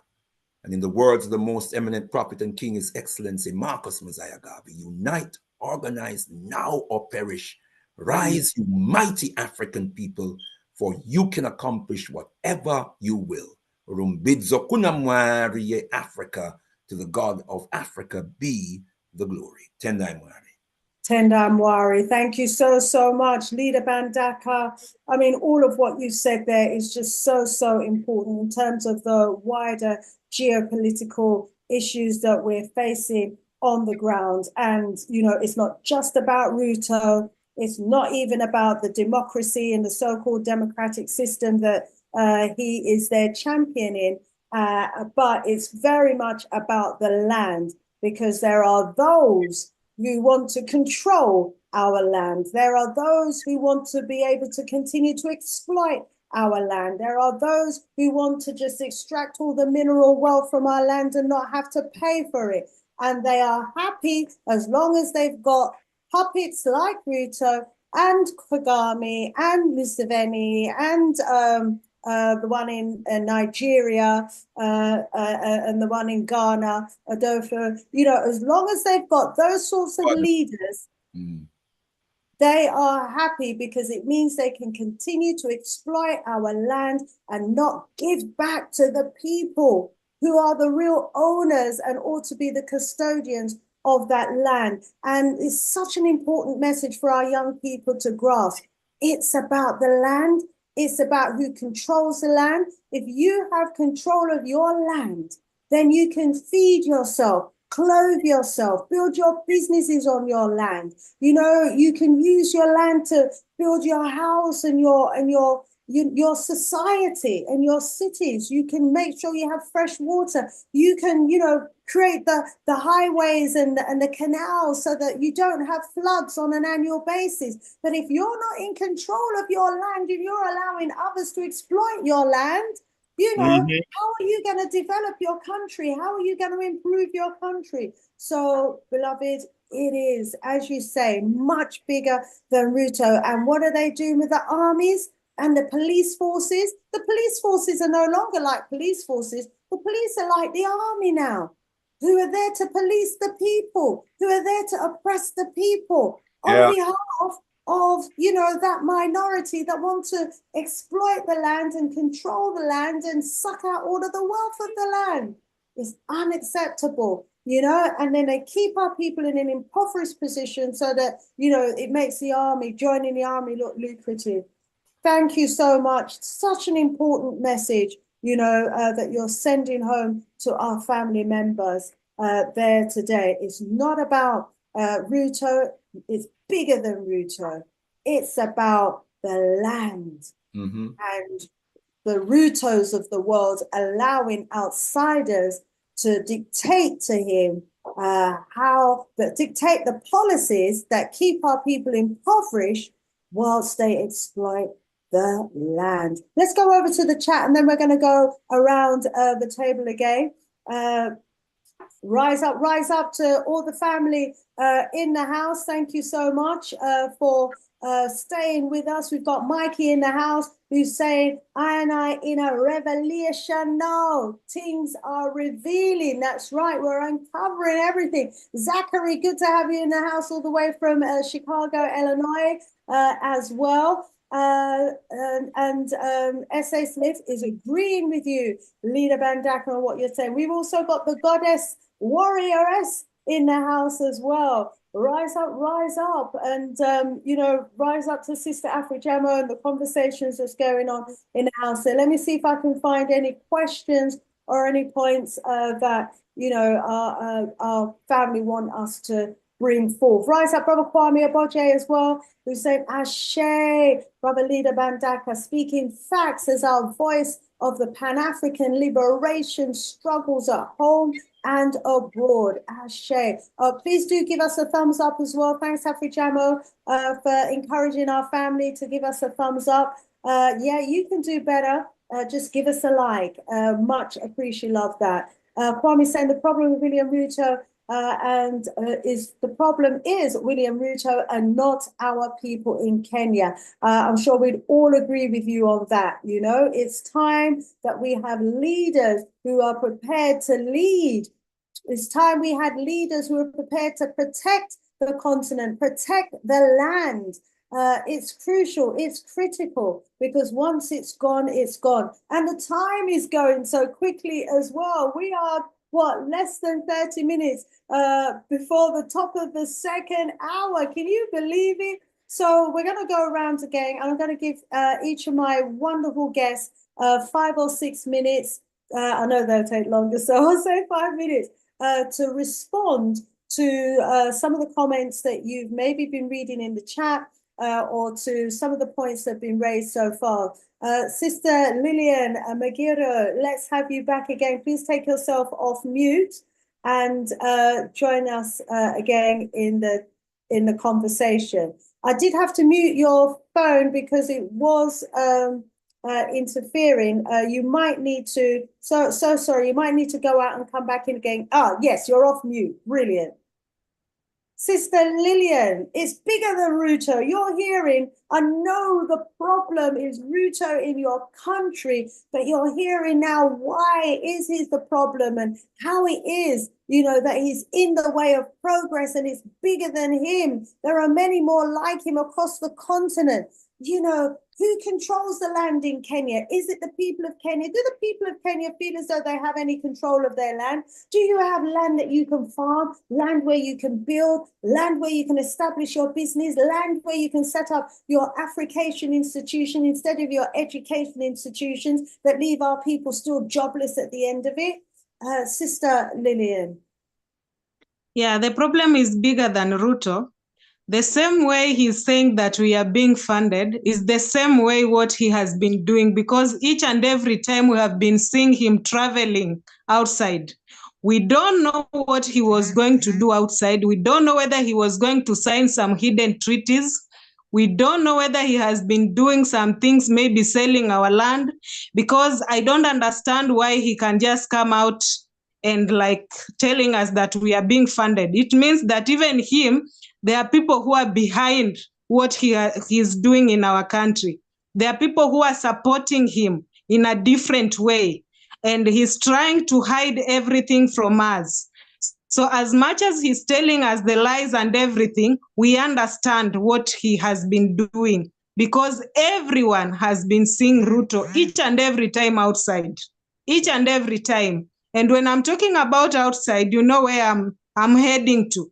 And these are the people where Ruto normally sit with them on the table. They reason together. But when he come back in Kenya, he's not that clear on the message. We don't understand what he's doing behind our backs. And that's why we, the people, it is now our responsibility to hold him accountable in everything he's doing. He will not sell our land or do things behind the curtain, and then at the end of the day, we the young people, we are the people who are going to suffer. We are the future leaders. We need the leadership to be straight. We need the leadership to be, there should be accountability and transparency, whereby one day, one time, maybe after a few years, when someone else is in the same position, they will not be like some things that your government or your president did this and this. Our president gave us this and this, your president. So we need to be straight in everything we are doing. And when you are talking about our country, this is our country. And we need to lead our country in the right direction. And we don't want to hear anything that is not straight amongst the leaders or even with the people of this nation. And something that I'm trying to tell everyone, that this regime or whatever the government, they should go home, because what they are doing is not right. And there's no way they're going to convince us that they are going to make things right, because the system is still the same. And there's something that is really happening in Africa, not only in Kenya, in Africa, among African leaders. You'll be very keen when these people are like, we are going to the final way, we are going to vote for the president, or we are going to have to run an election in African countries. They normally go back in the United States and other parts. And when they come back, that is where you'll hear that this and this, we had some leaders, but we realized that at the end of the day, Ruto is the president. Even the voting process, even the system during the voting process is not that straight and clear in Africa, not even only in Kenya. And even I'm talking about Uganda, because this president of Uganda has been on that seat for several years. And when anybody else is coming out and they're silencing the people with the guns, that is something that will not allow we, the young people. And I'm calling upon everyone, and I'm talking about the young people in Africa, kindly style up. Kindly think outside the box, because these leaders are misleading us. These leaders are dictating us, and that is not right for us, even for our future, even for the continent. We are talking about Africa. They are really dictating us. Speak out. I normally tell everybody that at the end of the day, I will speak out. If you put a gunshot on me, or if you want to shoot me, I don't care, because somebody else will come stronger behind my back. You will not shoot everybody, because the more you shoot, the more people are coming, and that they're like, this is not right, and we need to fight for our rights, no matter the situation. Style up, young people. You are the future generation in this Africa. You need to hold your leaders accountable. Make sure that the leaders are doing the right thing for us to have the Africa that we want. Yeah.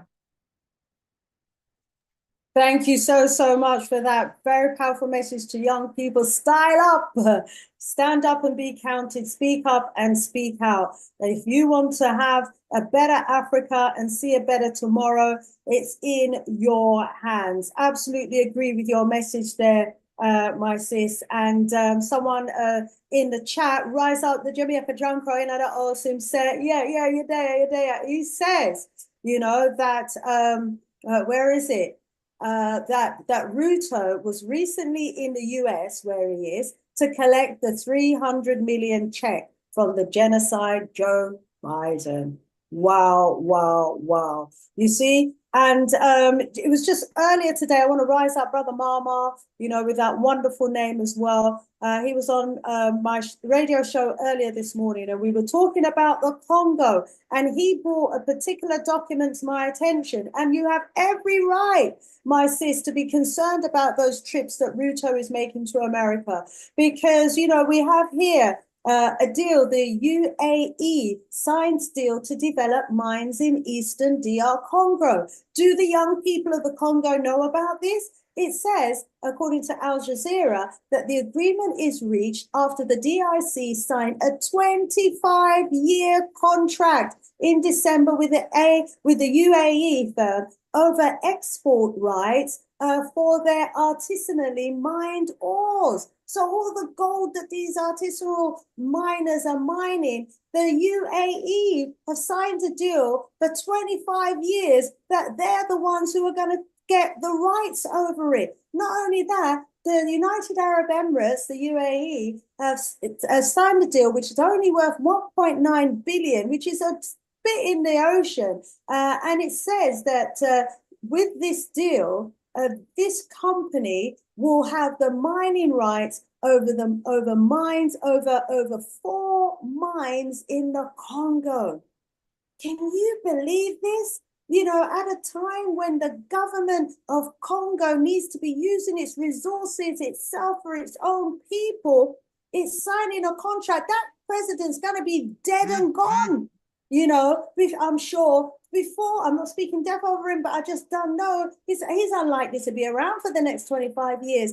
But this generation now has lost the use of that mine for 25 years. So, my sis, you have every right to be concerned about this, to wonder what sort of deals and to worry about the deals that your government is entering into behind closed doors without the permission, the authority, or the transparency for the people to see and know, you know, and to know what the benefits are. Where is that 1.9 billion that Congo has negotiated going to go anywhere? How far can that go? 25-year lease and control and ownership rights over 4 mines. These leaders who signed these sorts of contracts need to go like yesterday. Brother Kabbalah, over to you. I mean, can you know, our sis, I mean, I'm in agreement with her. I stand with her. She has every right to be concerned about the sort of deals that these governments are making. What say you? You've heard from Leader Bandaka. Yes, definitely. Thank you, Queen. I mean, I did mention before that all our leaders come to power by signing some secret contracts with the Western hegemonic powers. And as I said, those contracts are secret mostly. And once you don't work by them, eventually you find yourself on the road to meet, I don't know, Nkrumah, Lumumba, and all those that have resisted. But that nevertheless cannot stop, the progress of the revolutionary progress of a people who have stood up as we see today in Africa. Now, I thank the elder, I thank the queen for all the submission, very important. And I would say myself that the problem is not just bigger than Ruto. This problem is bigger than Kenya. So by saying that, I want to say that there's no Kenyan solution to this problem. A systemic problem that has put the whole continent under the yoke, of neo-colonialism today cannot be resolved by 48 million people of Kenya. It has to be a problem that touches the whole continent, because actually it's a continental phenomenon. In fact, when we look at the dimension of neo-colonialism today in the world, whether you talk about imperialism, American hegemony, all these forces have taken a global dimension. That's the reason why you have institutions such as NATO. They are institutions of global dimension to globalize the neo-colonialism, to globalize the imperialism. Therefore, you cannot fight it with local efforts or local initiative, or with the micro tribals tendency to believe that this is our Kenyan problem, or that's the Kenyan problem, as we are South African, or we are Congolese. That's not how we are going to overcome this phenomenon, which is international. I think we need to rise up and open our mind to think out of the box, as Queen said, to internationalize our struggle.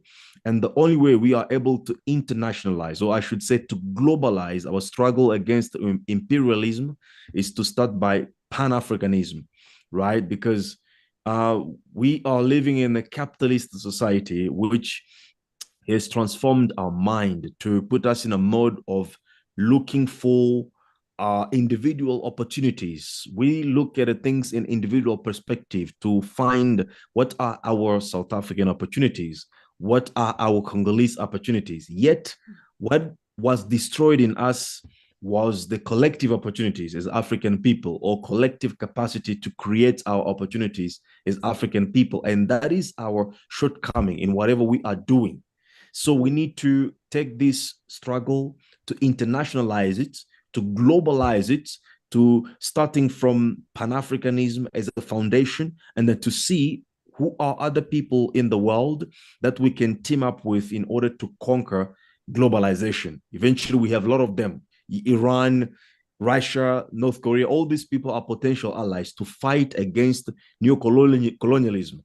And when imperialism and neo-colonialism is conquered, then we need to look in ourselves as African people to then fight for rebuilding Africa. So, in a nutshell, as time is going to the end, I want to end by saying that the youth in Africa is mobilized now. The youth in Kenya is mobilized now. Is a very good thing.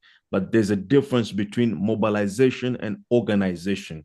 So, of course, both of them, mobilization and organization, are the two stages of any revolution. But we don't have to stop with mobilization, because mobilization has its advantages and its disadvantages. Mostly, mobilization is a reactionary movement. You have to get mobilized when there's something bad happens, that is happening, and then you have to mobilize to ask for things to be done. So every time you have to react, when your enemy acts, then he controls your life. So when we move to organization, we don't have to be reactionary anymore, because we are consistently building the Africa that we want. We don't have to wait for some bill to come through so that we can march on street and claim for things to be done. When we are organized, we know exactly, we anticipate the reality, and we build consistently so that there's no power that will surprise us. And the number two disadvantage of mobilization is that it's seasonal, right? Seasonal, it's not constant. So you have to wait for something to happen so that you can, jump on street, as I said, actually. So we need to move to organization, and organization will allow us to build institutions of power. Because when we talk about, as King said, I mean, my leader there said, when they came, they didn't destroy us, they didn't destroy our rights to vote, they didn't destroy democracy, they destroyed our power base. And our forefathers, the Mau Mau, all these people that fought, they fought for that power to be free, that power to govern ourselves, not to vote. So we need to look into how we can build the power base. And this is our task as African youth, to be organized in our communities, in our local, cities, and all this, in our wards, in our, territories, and build institutions of power. That's the only means that we'll be able then to put our own people into powerful position to lead our countries through the path that we want. Because revolution should mean one thing, only power. And revolution is not on the street. Revolution is when we are in the position of power to change policies, because revolution mainly implies changing of the policies, changing of things. And you cannot change things if you are not in the position of power. We need to aim for power. We need to organize ourselves and aim for power. Otherwise, we will ask for change to happen and leave that change in the hands of the very same oppressors to implement those change, because we are not in the position of power to run or to govern or to manage the change that we want. So by that, I'm saying that let Pan-Africanism be our ideal. Let us not focus, localize our struggle to think that this is only Kenyan problem. No, this is African problem. Let us go out there, think outside the box, and find other African in other countries, and then build organizations through which we can eventually make our efforts meaningful. Thank you very much. Peace and love. Peace and love, beloved. Thank you so, so much. Sister Lillian says, style up. Brother Kabbalah is telling our young people to think outside of the box. Don't localize and individualize, your vision. This is a global, international, much bigger issue. And we've got to start thinking in a globalized way. And at the same time, organize within our community, within our families, within our communities, within our nations, and internationally. Absolutely stand in agreement with you on that. So every African watching this, especially if you're a young person, not even just the young people, everyone, get involved in an organization. Get involved, better still, in a Pan-African organization. I don't care what religion you are. I don't care, what your ideology is at the moment. Get involved in a Pan-African organization, because you need to be part of the movement of a people that's going to bring about a better tomorrow for us as Africans. And as I say that, I'm just thinking of Ibrahim Toure in Burkina Faso there, in his recent speech to his nation, where he's educating, Africating his nation about the history of the Wazungus and why, they need to empower themselves and be ready, to stand for their nation. And, he's equipping and arming them, not just practically in terms of equipment, etc., but also ideologically. And it's brilliant. It's brilliant. Brother Leader, you've heard from our young people today. What say you? Tendai Mwari, it's beautiful. It's awesome, and I feel rejuvenated. Give thanks again, Brother Kabbalah and Sister Magero. So much power has been evoked in what has been said this evening. In my opening to my message, I declared that in addition to being committed to reviving the teachings and traditions of Muzimu Mukuru, our great ancestors, we're also adherent to the legacy of the most eminent prophet and king, His Excellency Marcus Mosiah Garvey, and his spirit and mission child, the eminent prophet and king, Papa Omowale Malcolm X.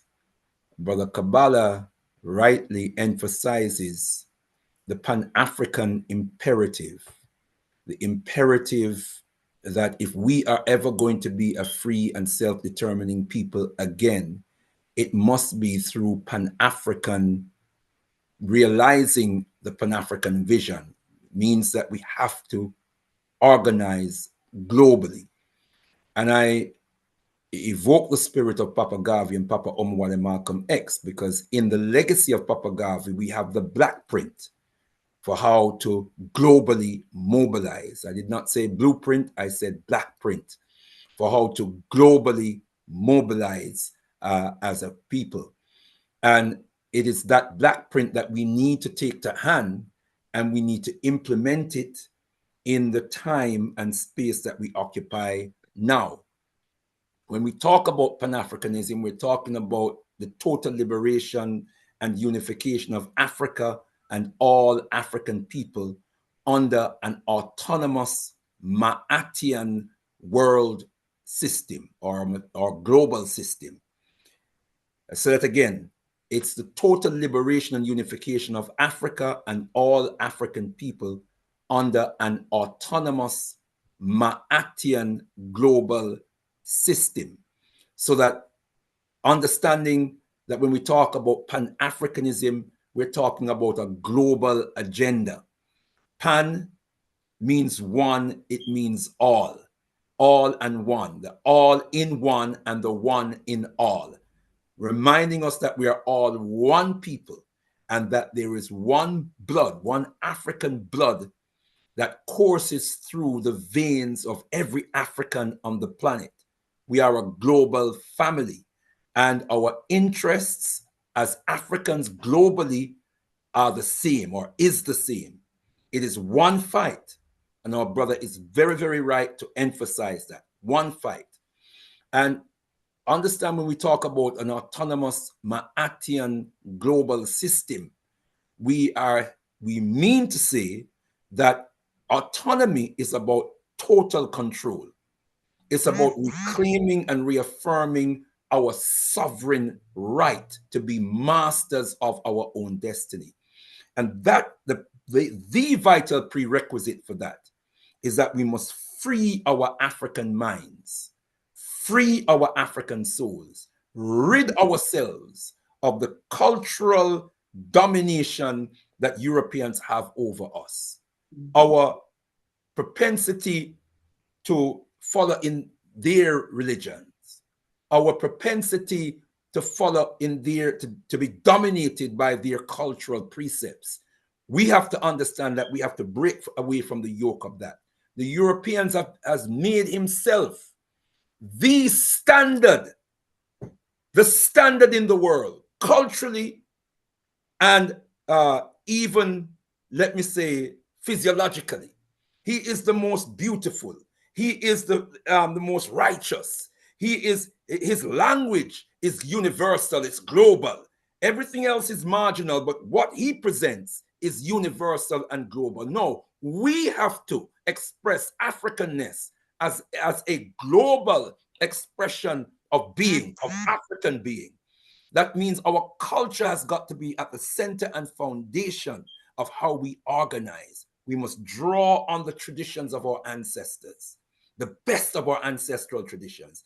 And when we talk about Ma'at, when we talk about Ma'atian, we are talking about principles of moral righteousness, truth, justice, righteousness, harmony, balance, reciprocity, and order. That is Ma'at. We might say Ubuntu. It is the same thing. It's the same principle. We must draw from the wellspring of our ancestral traditions. When we speak of power, power is the capacity to effect your will. Power is the capacity to effect your will. When you can effect your will, you have power, whether individually or collectively. When we cannot effect our will, we are powerless. So that's how we measure how much power we possess, the extent to which we can effect our will. And so if we are not able to effect our will, then we know what we must do. If our will is not being effected, then we know what we must do. We know that this is how power is measured. And this is why Papa Garvey says to us, power is the only argument that satisfies man. Except the individual, the nation, the race has power that is exclusive, that we control ourselves totally, that is exclusive, that individual nation or race will be bound by the will of others that possess these great qualifications. The African, he says, must get power, power of every kind, power in education, power in science, power in industry, power in higher government. That kind of power that will stand out so that other races and nations will see, if not feel.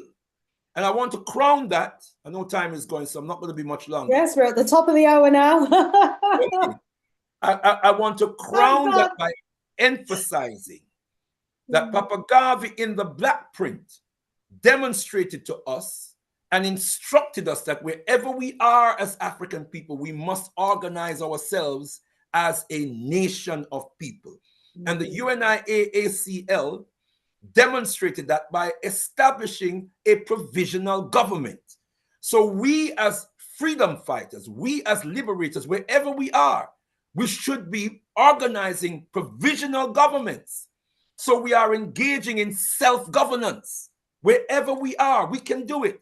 Building the institutions and the industries that we need to promote and preserve and protect our own interests. We have to have a tangible approach and a proactive approach to our liberation. So I'm going to close with my brother evoke the spirit through the words of Frederick Douglass.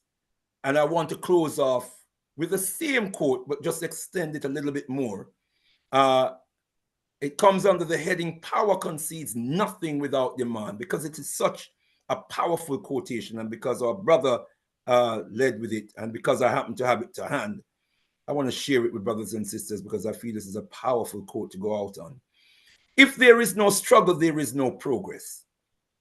Those who profess to favor and yet deprecate agitation are men who want crops. Let's say men and women who want crops without plowing up the ground. They want the rain without the thunder and lightning. They want the ocean without the awful roar of its many waters. This struggle may be a moral one. It may be a physical one, or it may be both moral and physical, but it must be a struggle. Power concedes nothing without a demand. It never did, and it never will. Find out just what any people will quietly submit to, and you have found out the exact measure of injustice and wrong which will be imposed upon them.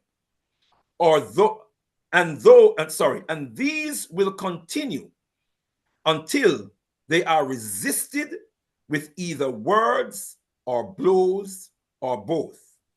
The limits of tyrants are prescribed by the endurance of those whom they oppress.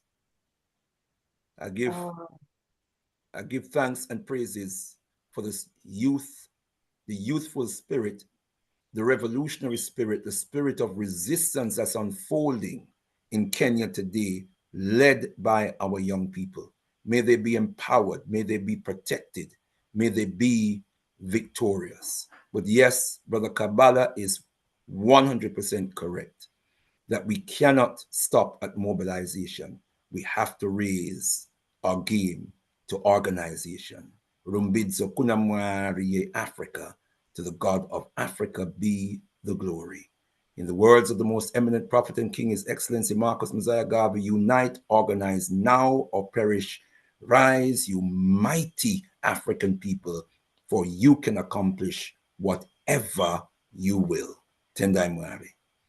Tendai Mwari. Thank you so much, Leader Bandaka. As always, you just managed to crown things off, so beautifully. Also want to give thanks to our guest, Comrade Kabbalah, and to our queen in the house as well, Sister Lillian Mgiro. Thank you so much. You mentioned the words as well, and the black print of Marcus Mosiah Garvey and the UNIA. You will be delighted to hear that next strong, the guest that we have coming on the show is none other than Brother Emerson, who is himself a Garveyite and who is the assistant president to the general of the UNIA, which is being resurrected in the USA. And we also have, alongside our brother Emerson as well, the president of the UNIA itself. So this is, built up. It's going to be another very interesting conversation, because we're going to be hearing from this natural law and human rights advocate and, the president about the works that they are doing to resurrect the UNIA. So we'll be listening keenly to what they have to say next strong, because, there needs to be a movement such as that happening in this space during this time. So thank you so much, family, to everybody in the audience that's been joining us, for all your comments in the chat. I've been following it. Thank you so much. Speakers, just to let you know, our audience members have been bigging you up individually and collectively. They're like, speak it, Kabbalah, right on, Sister Lillian. And of course, Leader Mandaka, they've been pouring out pure love on you and our other guests. So we thank you so much to our audience. We love you all so much. Please do share the links and join us, all being well, next strong for another very interesting conversation, which involves our organization. Because as we have been talking about today, our liberation is not going to come without organization. And that means organization at a political level, a local level, community level, economic level, scientific level. So whatever your skills are as young people, organize yourselves, bring your skill sets together and see what you can do with the little that you have. Because, wow, small things can grow into great projects. Let's not wait on our misleaders to come with their handouts or to open the doors for us so that we can do what we have the skills and the talent to do. Let's utilize our skills and talents as a collective and come together as a people. Don't wait for them to give us the job and open the door and say, here's a job. No, let's get together and say, what skills do you have? What talent do you have? What can we come together and do? What can we create? What can we make? What nation building can we provide? How can we go, yes, let's build our nations together ourselves. Yeah, this is how we did it back in the day. We utilized our cultural skills, the skills within our family. We had family industries, family businesses, families that were chefs, families that were welders, families that were, talented as blacksmiths or whatever your skills and talents were. We came together. Right now, everything we do is to supply them the wazungu, to give to wazungus, No, let's share within our community. Let's start thinking outside the box. Like Brother Kabbalah says, young people, come together in your groups, think outside the box. And as Sister Lydian says, on the style up. And as Brother Leader said, organize now or perish. Rise up. Sister Shanice, out of here for now. One love, family. See you next round. Bye for now.